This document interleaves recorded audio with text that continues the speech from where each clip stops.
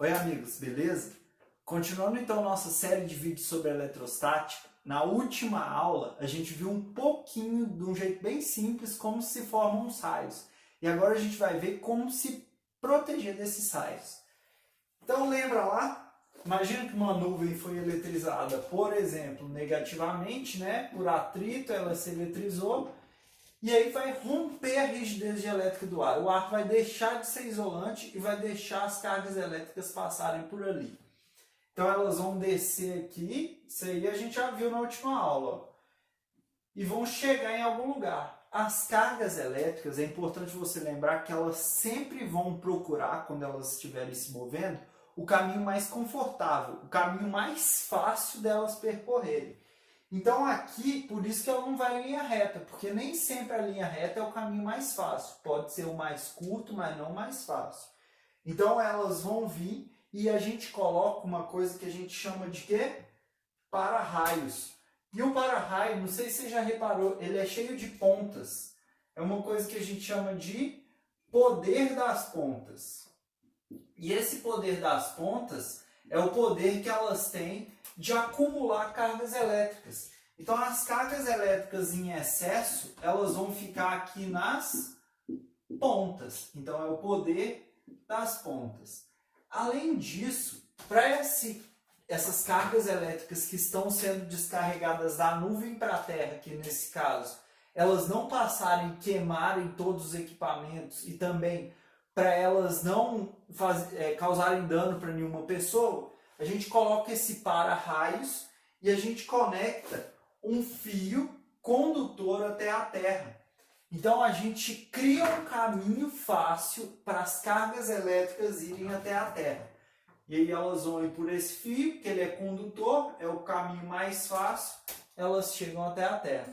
Pode ser o contrário, né? Se a nuvem tivesse eletrizada positivamente, as cargas iam subir por esse caminho, que ele é mais fácil, certo?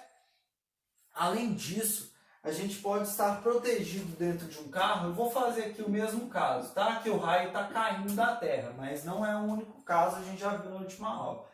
E aí, o raio vai se direcionar até um carro. A gente já ouviu falar na nossa vida que a gente está protegido dentro do carro, mas muita gente confunde e acha que é por causa dos pneus que são isolantes, e não é. Numa condutor metálico, as cargas elas tendem a ficar sempre do lado de fora, o mais afastadas possível. Então, as cargas vão se distribuir aqui nesse condutor metálico e vão tender a ficar em equilíbrio eletrostático, que é quando não tem movimento ordenado. Elas estão distribuídas uniformemente, uma tentando ficar o mais longe possível, apesar de ter cargas elétricas no corpo. O campo elétrico no seu interior é zero, porque se eu somar o campo de uma com o da outra, e com o da outra, com o da outra, eu vou chegar que o campo elétrico aqui é zero. Se o campo lá dentro, o campo resultante for nulo, a pessoa não vai sentir uma força elétrica, ela não vai sentir uma corrente elétrica, não vai tomar choque.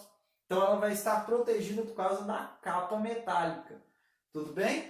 Além disso, o potencial lá dentro, ele não vai mudar. Ele é constante. Depois a gente vai ver que quando eu tenho diferença de potencial, quando o potencial não é constante, a gente vai gerar um movimento ordenado de cargas. Então esse movimento ordenado de cargas a gente chama de corrente elétrica.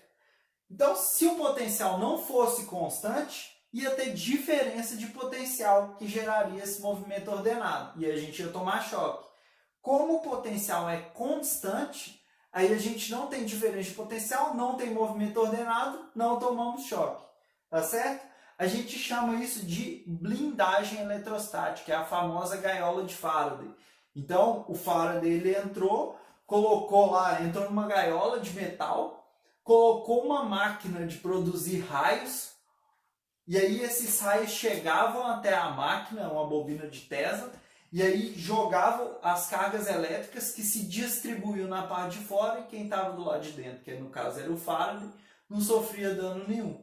Então pesquisa aí, gaiola de Faraday e joga no YouTube, você vai ver um monte de vídeo de avião levando raio, carro levando raio, e não acontece nada com as pessoas que estão lá dentro por causa da blindagem eletrostática.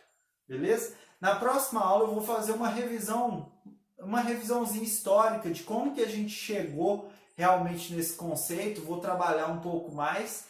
Não perca essa aula, fique comigo e tudo de bom!